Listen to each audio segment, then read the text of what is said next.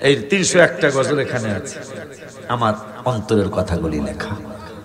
আমার গজলের সাথে ভাইজানরাও জানে, আমার নাত শরীফের সাথে গজলের সাথে কারো নাত শরীফ মিলবে না, কারণ আমি তো রসুল দেখার জন্য গজল লিখেছি। নবী যেন আমার সাথে একটু দিদার দেয়, আমিন বলেন। দিদারটা দিলে কি হবে রে বাবা? তিরমিজি শরীফের হাদিস মেশকাতের 554 পৃষ্ঠা হাদিসটা আসছে, মূল কপি বাংলাটা নাই, বাংলা পড়ে তো আজকে বেদাতের ভর্তা বেশি আসতেছে, কথা কয় না কার ভাই রে? তোরে যদি আমি বলি তুই আরবি এবারত ভাই পড়, পারবি না, তুই একটা অক্ষর পড়তে পারবি না বেটা, অথচ কত বড় বড় ফতোয়া বাবা দিয়া ফেলাও।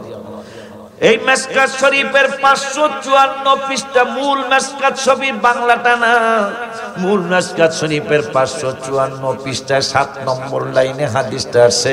কেন আমি এতগুলি গজল লিখলাম এবং লিখতেই আসি, লিখতেই থাকবো, লেখা আমি কোনোদিন ভুলবো না, আমি লিখতেই থাকবো, কারণ আমার আলা হযরত আজিমুল বরকত ইশকে মোহাম্মদ আহমদ রেজা খাঁ ফাজিলে বেরলভী রাদিয়াল্লাহু তাআলা ইন্তেকালের মাত্র 38 মিনিট আগে কলমার কাগজ দাও।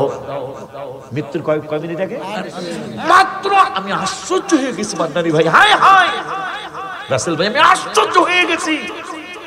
ইন্তেকালের জানকান্দানি শুরু হয়ে গেছে, আর 38 মিনিট পরে তিনি কবরের জগতে যাবেন। মুরিদানদেরকে বলতেছেন কলমার কাগজ দাও। কেন? আমি মিলাদের কাসিদা লিখতে যাই, আমি मुस्तफा जान रहमत पे लाखों सलाम, समय बज़्मे पे हिदायत पे लाखों सलाम। लास्टे लिखेছি मदीने के चाँद हजारों सलाम, मदीने के चाँद लाखों सलाम, मदीने के चाँद करोड़ों सलाम, मदीने के चाँद बेहुद सलाम। আত্মীয় স্বজন মুরিদের বাজার, এখন তো আপনার পরপারে যাওয়ার প্রস্তুতির সময়, কলমার কাগজ দিয়ে কি করবেন? আলা হযরত আজিমুল বরকত বললেন, আমারে কলমার কাগজ দাও। মিলাদ শরীফের শেষে আমি লিখেছি মদিনা কি চাঁদ হাজারো সালাম, আমার নবী হাজার সালামের অনেক ঊর্ধ্বে, মদিনা কে চাঁদ লাখো সালাম, আমার নবী লাখো সালামের ঊর্ধ্বে, মদিনা কে চাঁদ করোড়ো সালাম, আমার নবী কোটি কোটি সালামেরও ঊর্ধ্বে। তাহলে কি লিখবেন? কয় লিখবো আমার নবী সবচেয়ে আওলা ওয়ালা, হামারা নবী কোটি নাই, লক্ষ নাই, মিলিয়ন বিলিয়ন নাই, আমার নূরের নবী সব কিছুর ঊর্ধ্বে। আপনি মাওলা কা প্যারা হামারা নবী, আপনি মাওলা কা প্যারা হামারা নবী, দোনো আলম কা দুলহা হামারা নবী, सबसे आला वाला এই কিতাবের মধ্যে আমি লিখেছি কেয়া, একটা কথা কইতাম, কে আমাকে দিবে খবর, কে আমাকে দিবে খবর, কোন দিকে মদিনা, আর মনে মানে না গো নবীজি, আর মনে মানে আমার, আর মনে মানে না গো নবীজি, আর মনে মানে না। আমিন কয় না। আব্বারে কেন আমি গজল লিখলাম এবং লিখতে থাকবো রসুল দেখার জন্য? নবীজি মেশকাতের 554 পৃষ্ঠা 7 নম্বর লাইনে আমার নূরের নবী সাল্লাল্লাহু আলাইহি ওয়াসাল্লাম হাদিসটা তিরমিজি শরীফ আসছে, সিত্তার গ্রন্থ আসছে। নবীজি বললেন লা তামাসসুন নারু মুসলিমা, কোন মুসলমানকে আগুন স্পর্শ করবে না, রাআনি, আমি রাসূলের দেখলে। সুবহানাল্লাহ। কেমন কাজ কারবার, কত নামাজ পড়লাম, আমার চন্ডিদারের পিসা হুজুর কাবলা গো, রাসেল ভাইরা গো, জানাল আব্দুল ভাইরা গো, আমার সভাপতি ভাইজান, আমার নূরের নবী সাল্লাল্লাহু আলাইহি ওয়াসাল্লাম বললেন লা তামাসসুন নারু মুসলিমা, কোন মুসলমানকে আগুন স্পর্শ করবে না, কোন মুসলমানকে আগুন স্পর্শ করবে না। নামাজ পড়লাম, নামাজ পড়তেই হবে, নামাজ ছাড়া কোনো ফকিরি নাই, নামাজ ছাড়া কোনো পীর হতে পারে না, নামাজ লাগবে, নামাজ ছাড়া উপায় নাই রে বাবা। আমার নূরে নবী সাল্লাল্লাহু আলাইহি ওয়াসাল্লাম বললেন, উম্মত রে গ্যারান্টি কিন্তু তুই পাস নাই।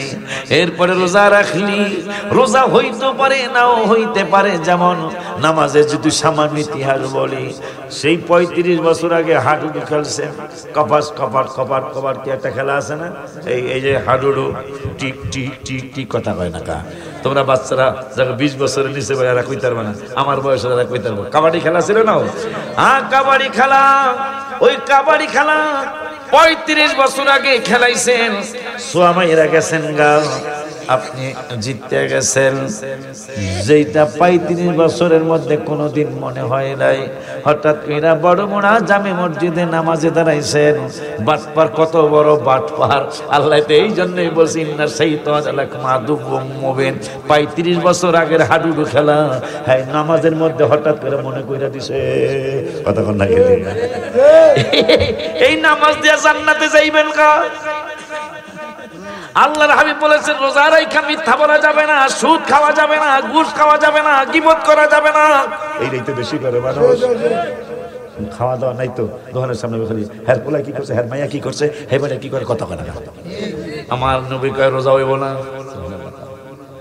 কারণ গীবত থাকলে ওই রোজা হবে না, তাহলে রোজাও শেষ। নামাজে দাঁড়াইলেন, আল্লাহর হাবিব বলেছেন, লা সালাতা ইল্লা বিহুজুরিল কলব, রাওয়াহুল বুখারী। হুজুরিল কলব ছাড়া নামাজ হবে না। কিন্তু আপনি ক্রিকেট খেলাইছেন, 6 মারছিলেন, কথা কয় না কান, এই কথা মনে হইছে, অথচ দাঁড়াইছেন আল্লাহর সামনে, কথা কন না কান। এই নামাজ দিয়া জান্নাতে যাইবেন, এত সোজা নাকি মিয়া? এত সোজা না।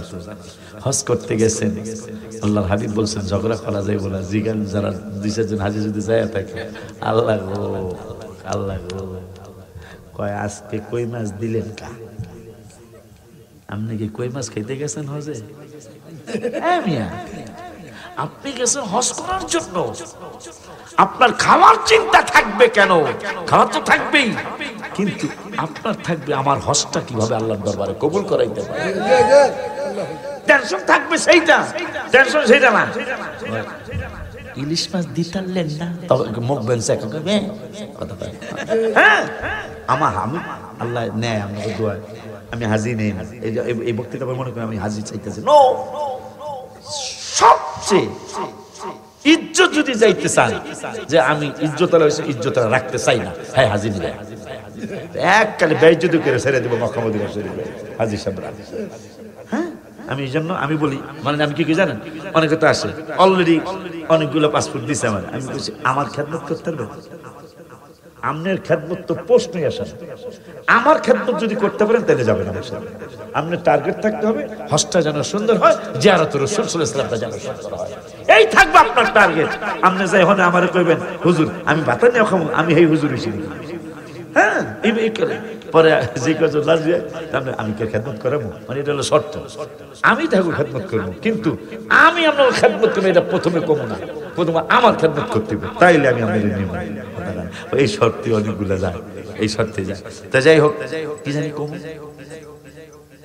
কি জানি কইতে চাইছিলাম, গোসল 7 বার, ডর লাগছে। কারণ এই যে আজকে যে শীত, এখন যদি দিঘির মধ্যে এখন সে কলঠল হয়েছে আর কি, কিছু পানির হিটার মিটার লাগান যায়। যদি হিটার মিটারও থাকতো না, গোসল একবার করে উঠছেন, আল্লাহর আইন হলো আরো 6 বার করণ লাগবো।